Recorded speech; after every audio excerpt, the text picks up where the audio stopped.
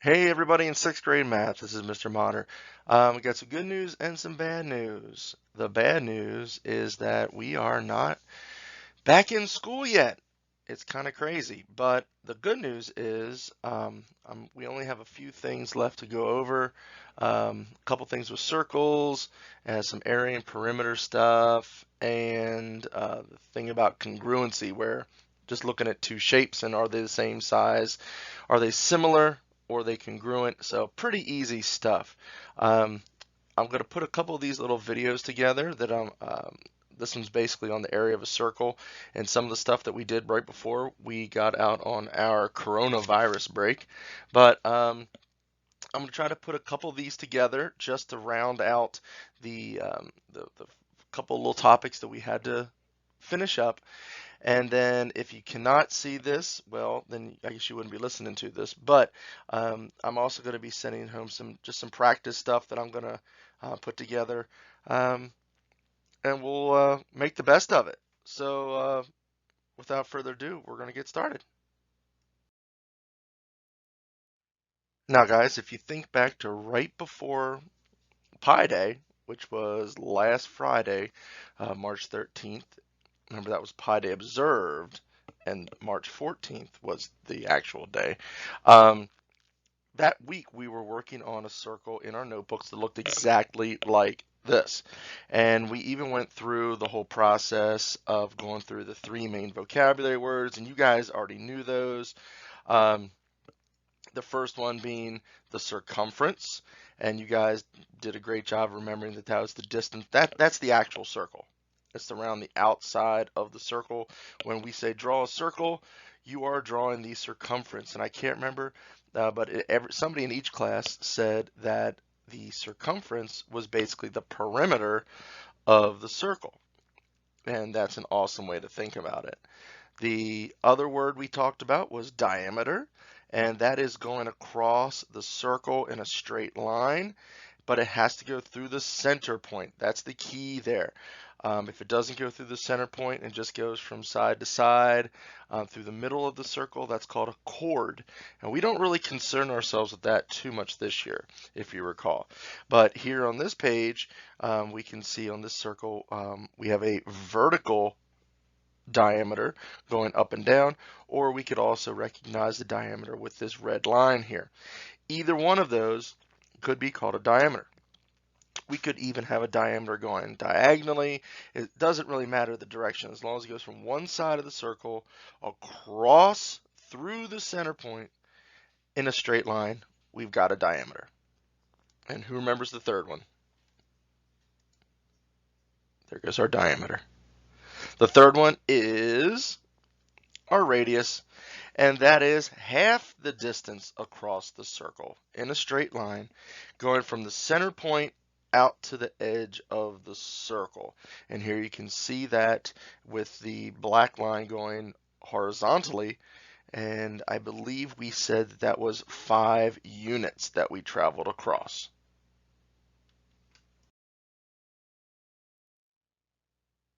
And of course, we have one huge term that we got to remember, and that's pi.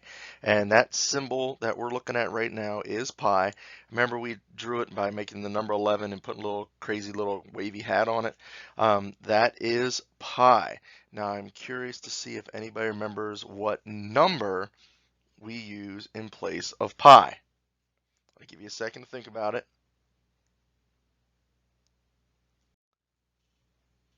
If you said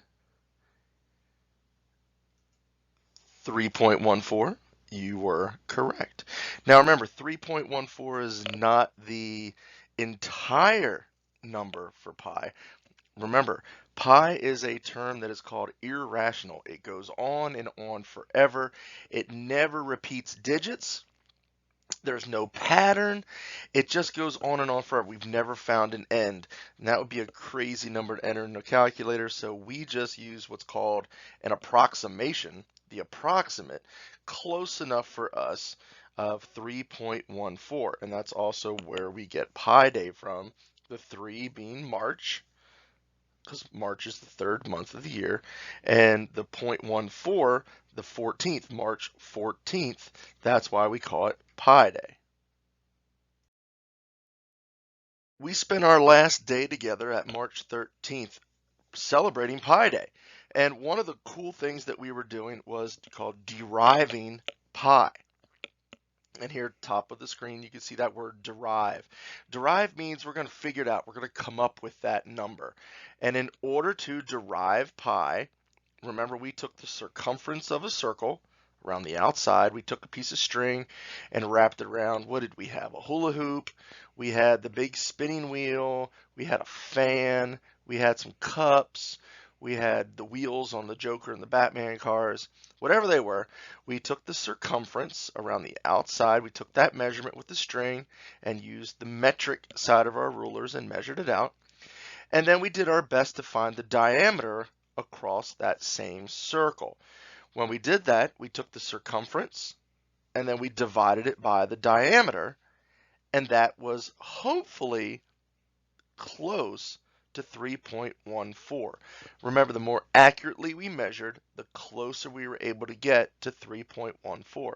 We had 3.12s, 3.08s. We were all in the neighborhood, and a couple people got 3.14, I think, in our third period class.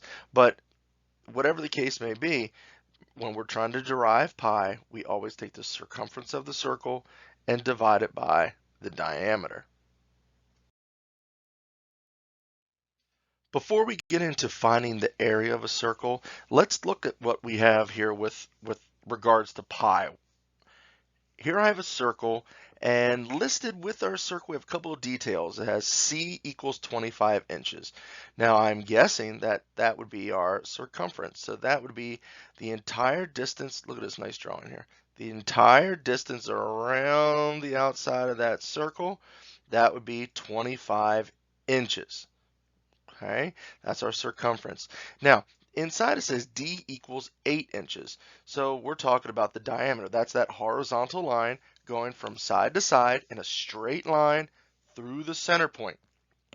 And before we talk any more about pi, let's go back to one thing that I think we missed earlier. If we're talking about diameter, we also have to talk about radius. And if you remember, radius is halfway across. So in other words, we could say that radius is half of the diameter. And if the diameter is 8 inches, then I wonder what the radius would be. The radius would be 4. So now that we know that, let's go ahead back and figure out how would we use what we have here to derive pi. What would we set up to derive pi? And if you need to pause the video and go back to the previous part, that's fine. But if not, hopefully you remember that we take the circumference and divide it by the diameter. So in this case, it would be 25 divided by 8. Now check it out. If you actually put that into a calculator, 25 divided by 8, you get 3.12. Is that pi? Nope. It's pretty close, but it's not quite there. 3.14 is what we're looking for.